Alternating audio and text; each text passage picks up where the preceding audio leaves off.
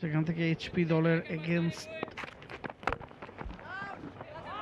খুবই powerful batsman, এটা just placement এত চমৎকার।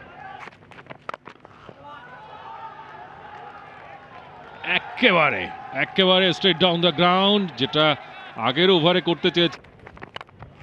আবারও খেলেছেন, বল কিন্তু হাওয়ায় না, এবারও 6 হবে, হয়েছেও তাই। একেবারে এবার কিন্তু আরো নিচের দিকে লাগলো। আবারও স্ট্রেট ডাউন দ্য গ্রাউন্ড, তৃতীয় ছক্কা একেবারে একই জায়গা দিয়ে, কোনো 1 ইঞ্চিও নড়চড় নয়। এবার কিন্তু চমৎকার না, বল হাওয়ায় এবং প্যাভিলিয়নের পর ধরতে হবে সাকলাইনকে। একটা এন্টারটেইনিং ইনিংস খেলে চলে যাচ্ছেন প্যাভিলিয়নে 32 রান করে। জুনাইদ তার দ্বিতীয় শিকার ধরলেন এবং বড় একটা পার্টনারশিপ সেটা ভেঙে গেল আব্দুল গাফফার সাকলাইনের এই আউটে।